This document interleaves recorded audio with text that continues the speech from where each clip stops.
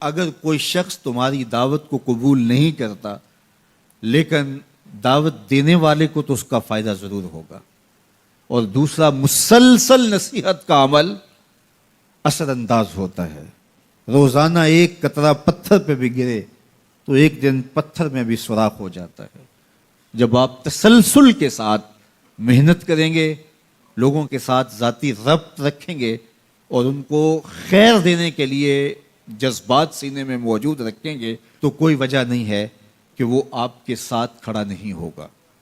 تو اس لیے معاشرہ خراب ہونے لگے تو اپنا کردار آپ کو ضرور ادا کرنا چاہیے، اور جہاں جہاں آپ کو خرابی نظر آ رہی ہو وہاں پہنچ کر کے اس راستے کو روکنے کے لیے عملی جدوجہد اور کوشش کرنی چاہیے.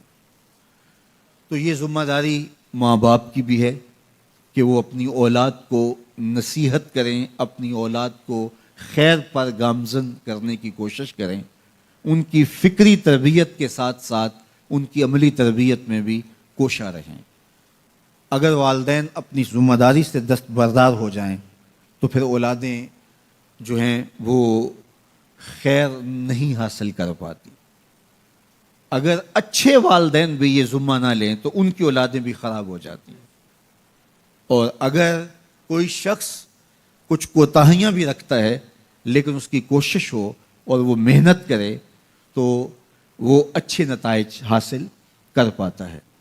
تو اس لیے سب سے پہلی ذمہ داری والدین کی ہے. اس کے بعد پھر استاد اور معلم کی ذمہ داری ہے کہ وہ لوگوں کو خیر اور اچھائی پر گامزن کرنے کی کوشش کرے.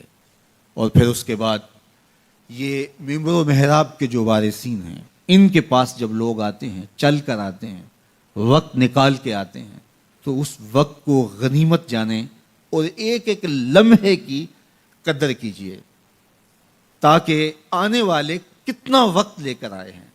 آج تا حد نظر لوگوں کا اجتماع ہے اور میری اطلاعات کے مطابق جو ہے وہ باہر بازاروں میں بھی لوگ جمع ہیں، اور جہاں جہاں تک آواز پہنچ رہی ہے لوگ وقت لگا کے، لوگ پیسہ خرچ کر کے اور اپنی مصروفیات کو ترک کر کے یہاں پہنچے ہیں. ہماری کوشش یہ ہے کہ ان تک خیر کی باتیں زیادہ سے زیادہ پہنچ جائیں. دیکھیے، عمل میری ذمہ داری نہیں ہے، یہ میرے مالک کا کرم ہے کہ وہ کس کے دل کو موڑتا ہے. مالی کا کام جو ہے وہ بیج ڈال کر کے گوڈی کرنا اور پانی ڈالنا ہوتا ہے. وہاں سے گلاب کیسے اگے گا، اس کی شاخیں ہری کیسے ہوں گی اور اس پر سرخ گلاب کیسے کھلیں گے، یہ مالی کا کام نہیں ہے، یہ ارض و سماوات کے مالک کا کام ہے. تو یار زمین کی کوکھ سے گلاب اگے تو یہ مالی کی ذمہ داری نہیں ہے، اس کی ذمہ داری بیج ڈالنا ہے. تو دلوں کے اندر محبت رسول کی کونپلیں پھوٹیں، خشیت کے پھول کھلیں اور عمل کی زندگی پیدا ہو. تو کیا یہ میرے یا میرے کسی مبلغ کے بس میں ہے؟ قطعاً ہمارے بس میں نہیں ہے. ہمارا کام بیج ڈالنا ہے، اس کو پانی دینا ہے. پھر مالک چاہے تو اس سے گلاب پیدا کر دے، مالک چاہے تو اس کو جو ہے مختلف رنگوں سے مالا مال کر دے. اس لیے ہمارا یہ کام ہے اور اس کو ہم ہر صورت کے اندر اور پوری حکمت کے ساتھ، پوری محنت کے ساتھ، لوگوں کے وقت کی قدر کرتے ہوئے لوگوں تک میسج اور پیغام پہنچائے. اللہ کے محبوب علیہ الصلوۃ والسلام زندگی کا ایک ایک لمحہ اور ایک ایک ساعت لوگوں تک پیغام حق کا ابلاغ کیا، اور جن مشکل اور کٹھن حالات میں میرے اور آپ کے آقا و مولا نے لوگوں تک پیغام حق پہنچایا، ہمیں تو جو ہے وہ اس کا عشر اشیر بھی نہیں دیکھنا پڑا. برستے پتھروں کے سائے میں بھی پیغام حق دینا اور پھر ان کے لیے دعائیں مانگنا، یہ نبی رحمت کی زندگی کا ایک ایسا جلی عنوان ہے کہ طائف کے بازار آج بھی اس کی گواہی دیتے ہیں. آج وہاں کفر نہیں، اسلام کے پھریرے لہراتے ہیں. یہ محمد عربی کے خون کا کمال ہے نا. ورنہ حضور علیہ السلام اگر ان کے لیے بد دعا کے لفظ بول دیتے تو یہ پہاڑ آپس میں جڑ جاتے اور ان کی ہڈیاں بھی نہ ملتی.